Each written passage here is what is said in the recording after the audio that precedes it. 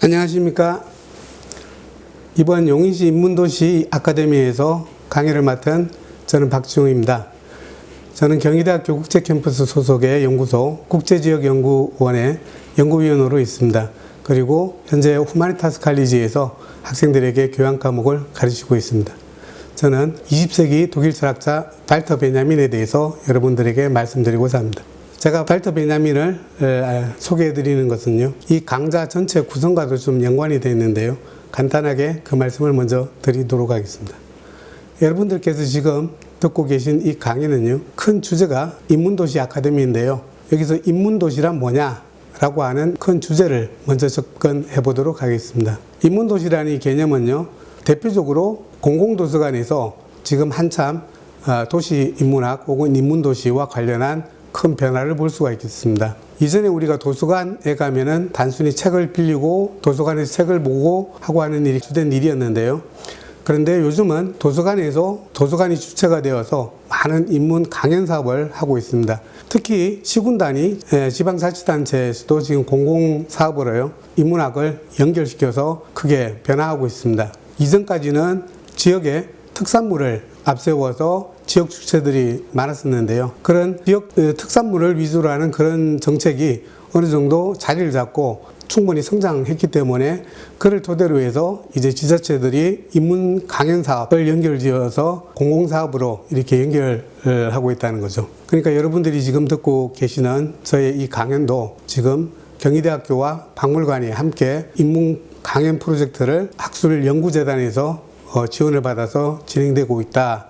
이 점에서 보면은 국가의 어떤 공공기관과 교육기관 그리고 지자체가 협력해서 이런 인문학 사업을 진행하고 있다는 것을 알 수가 있겠습니다. 이처럼 도시인문학 혹은 인문도시 이런 사업과 관련해서 수년 전부터 대규모 프로젝트가 진행되고 있는 몇몇 기관을 제가 한번 찾아봤었는데요. 가장 대표적인 기관이 전남대학교 호남학연구원이라고 하는 곳이 있는데요. 5.18 항쟁이라고 하는 역사적 사건이 광주에서 일어나고, 그리고 그런 역사적인 자산을 통해서 전남대학교에서 프로젝트를 형성을 해서 그것이 지금 굉장히 크게 진행되고 있는 상황이다라는 걸 알 수가 있습니다. 자, 이렇게 보면요, 대한민국의 중앙정부라든지 지자체 그리고 교육기관 혹은 공공기관 등등이 협력을 해서 인문사업이라고 하는 것을 진행하고 있는데요. 그래서 저는 이런 인문사업에서 과연 인문학과 도시가 어떻게 결합될 수 있는가라고 하는 것에 대한 철학적인 성찰을 한번 보여보도록 하겠습니다.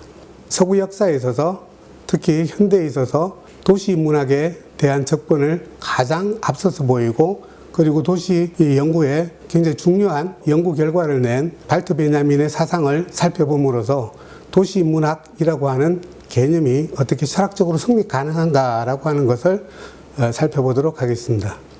먼저 도시는 항상 인류 문명과 함께 있어 왔죠. 역사적으로 보면 고대 중국의 문명이 있었고요. 메소포타미아의 바빌론이라고 하는 고대 도시, 그리고 서양 고대 문명의 아테네, 그리고 서양 중세, 근대, 오늘날 역사, 현대 역사에까지 이어오는 과정에서 항상 인류 문명은 도시라고 하는 중요한 하나의 문명의 근거를 갖고 있었다는 것입니다. 그 중에서 도시가 급격하게 도시화되는 그 과정이 19세기의 어떤 인류 역사 문명과 연결이 되어 있다, 이렇게 생각하는데요. 19세기의 인류 문명이 왜 어떻게 급격한 도시화가 되게 되었는가라고 하는 것에 대해서 가장 중요한 이론을 제시하고 있는 것이 이 마르크스의 역사유물론이라고 할 수 있습니다. 그러니까 우리가 통상 마르크스 하면은 1848년에 공산당 선언, 그리고 자본론 이렇게 알고 있는데요. 그러니까 자본주의 시대가 본격적으로 시작하고 있는 것이 바로 19세기, 18세기 말 19세기 이렇게 됩니다.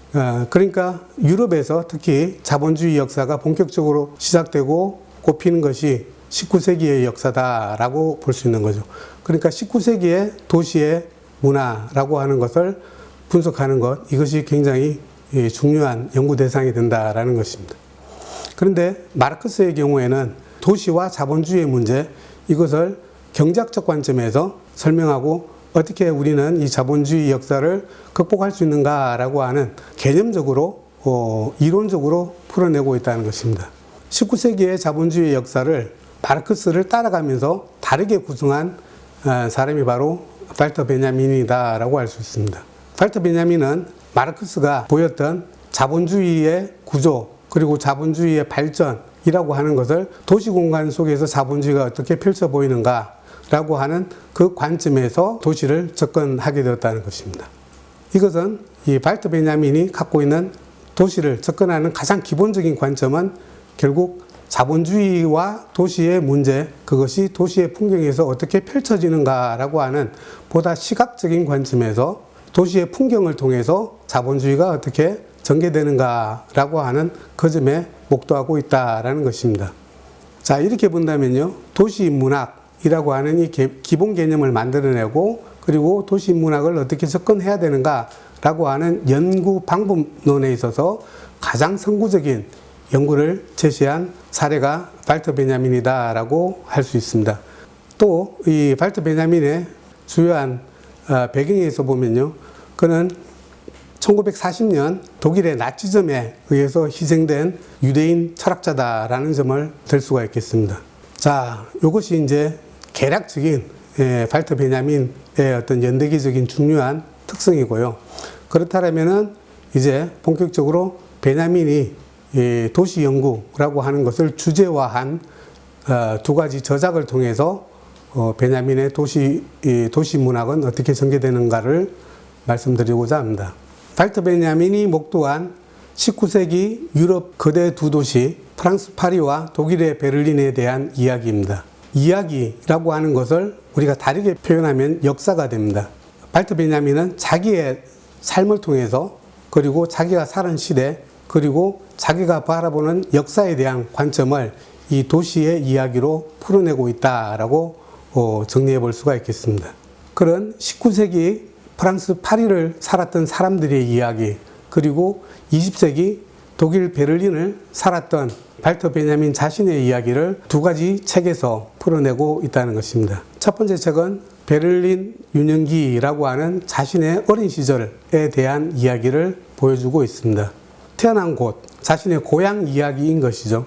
베를린에서 태어난 발터 베냐민이 자기의 어린 시절 이야기를 책으로 풀어내고 있는데요.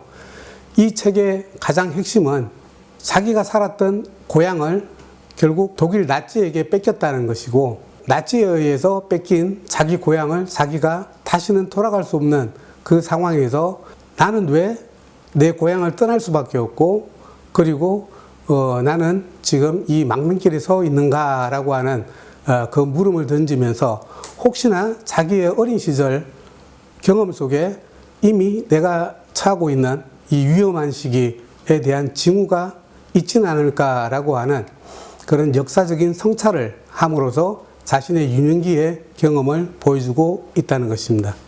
그 책에서 가장 먼저 나오는 장면이 베를린의 티어가르텐이라고 하는 공원과 그리고 성전 기념탑이라고 하는 건축물에 관한 이야기가 나옵니다. 여기서 성전 기념탑, 이걸 이제 독일어로 표현하면 지게쇼레라고 하는 것인데요. 이 성전 기념탑이 만들어진 역사적인 배경이 굉장히 유럽 역사에서 중요한 역사적인 사건과 연관이 되어 있다는 것입니다. 1871년 독일과 프랑스가 스당이라고 하는 지역에서 전투를 했는데요. 그때 독일군이 이겼습니다. 독일이 이겨서 그 전쟁을 기념을 해서 세운 기념탑이 베를린에 있는 성전 기념탑이라고 하는 큰 건축물인데요. 독일 제국시대를 상징하는 그 건축물, 그것이 베를린의 중심에 있었고 그것이 독일의 중심에 있었다라고 하는 이 사건은, 그러니까 국가 간의 경쟁, 그것이 또 다른 전쟁으로 이어질 것이다 라고 하는 그런 이미 암시를 담고 있는 건축물이 된다는 것입니다. 이 건축물과 관련해서 발터 베냐민이 1938년 이 책을 출간하려고 정리를 하면서 이렇게 나는 나의 어린 시절, 나의 고향 기억들을 나치에 의해서 뺏겨버렸다라고 하는 그런 메시지를 전달하려고 했다는 것입니다. 하지만 이 책은 그 당시에 베냐민의 의도대로 출간이 되지는 못했고요. 1980년 이후에 출간이 되게 되었습니다. 그런데 1938년, 그러니까 자기의 어린 시절 기억을 담은 이 책을 낼 때 베냐민이 가장 중요하게 생각했던 연구 과제가 바로 19세기 수도 파리라고 하는 이 책에 집중하고 있었다는 것입니다. 그 책은 발터 베냐민이 1927년부터 쭉 계획하고 죽기 전까지 계속 연구를 했던 책인데요. 그리고 죽을 때까지도 이 연구를 끝내 마치지 못하고 죽어서 지금은 미완성의 글로 전달되고 있는 책입니다. 그게 바로 발터 베냐민의 아케이드 프로젝트라고 하는 책인데요. 이 아케이드 프로젝트라고 하는 저작이 이 대상으로 삼고 있는 시기를 먼저 정리를 해둘 필요가 있습니다. 그러니까 책 제목은요, 19세기 수도 파리라고 하는 것이죠. 그러니까 19세기인 것입니다. 여기서 19세기 전체가 아니라 1820년부터 1871년까지가 주요한 시대적인 대상이 되는 것인데요. 자, 그럼 19세기 파리에서는 어떤 일이 있었는가? 그것에 대한 어떤 역사 철학적인 접근을 해야 한다라는 것이죠.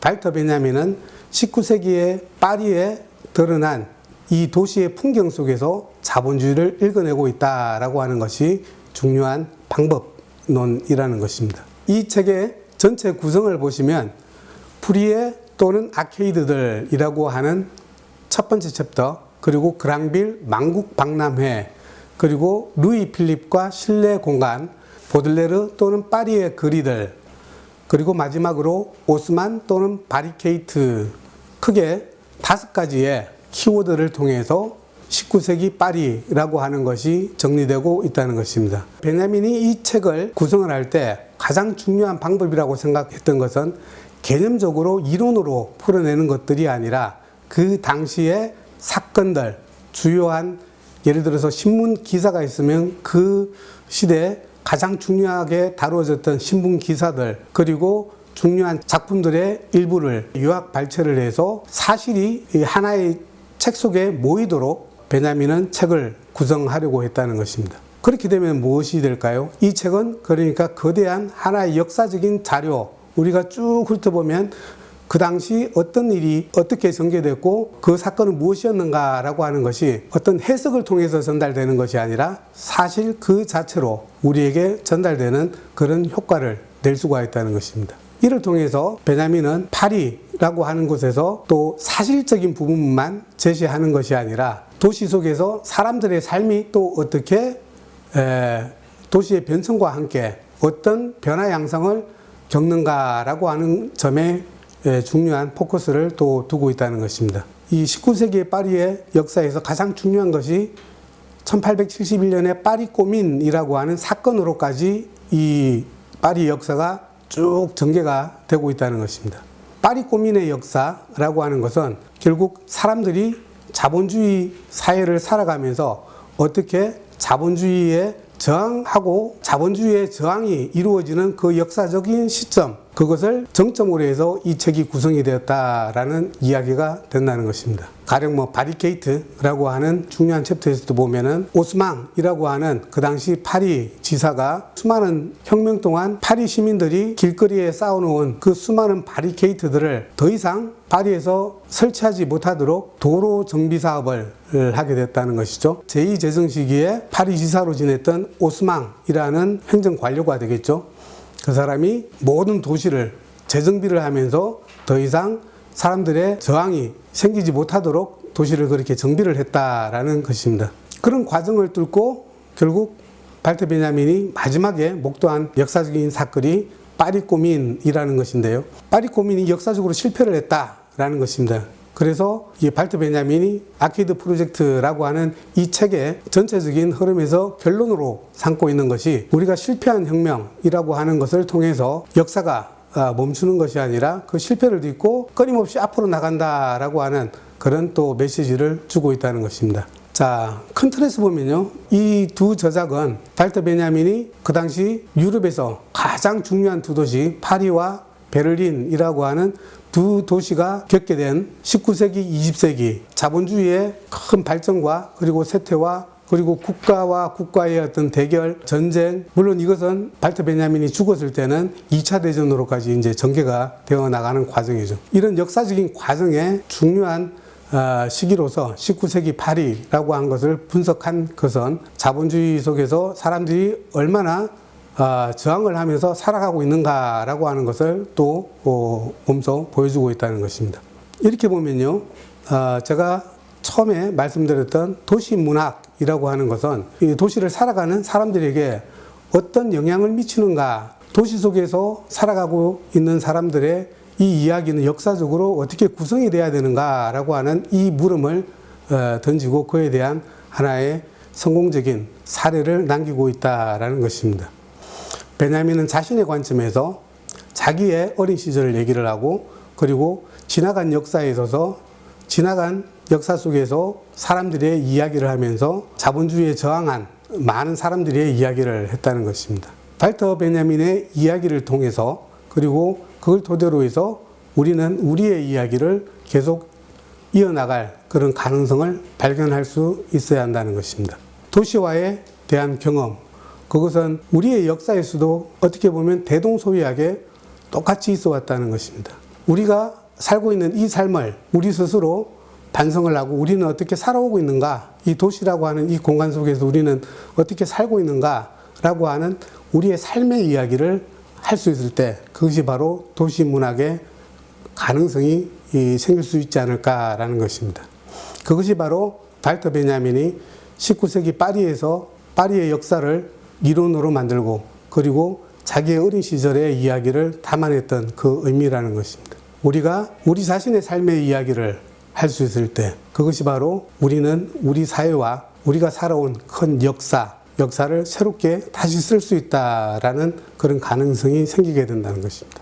앞에서 제가 발터 베냐민이 얘기한 19세기 수도 파리 그리고 1900년경 베를린 유년 시기 이 두 작품 속에서 나타난 발터 베냐민의 어린 시절이 역사적으로 어떤 의미를 갖게 되는가, 그리고 큰 틀에서 보면 자본주의의 큰 역사가 19세기 파리라고 하는 이 이야기를 통해서 전개되고 있다라는 것입니다.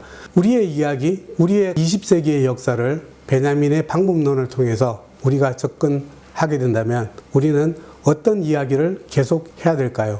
이 국면에서 중요한 것은 우리의 이야기를 할 수 있는 논의 공간, 그것이 도시에서 만들어져야 된다라는 것으로 요약될 수가 있겠습니다. 도시문학이라고 하는 것은 도시에 사는 많은 다양한 세대의 시민들이 함께 모여서 자신의 삶의 이야기를 하는 것입니다. 그래서 우리의 삶의 이야기를 모아서 역사로 만들어가는 것, 이것이 바로 발터 베냐민이 생각했던 도시에 대한 인문학적 접근이고 그것을 우리는 차용을 해서 우리들의 이야기로 이어나갈 수 있는 많은 가능성이 있다라는 것입니다. 이런 방법론을 통해서 우리는 도시에서 인문학이 좀 더 구체화되고 그리고 시민들의 삶의 공간에서 인문학이 자리하는 데 중요한 기여를 해야 한다라고 생각합니다. 이것으로 오늘 강의를 마치도록 하겠습니다. 감사합니다.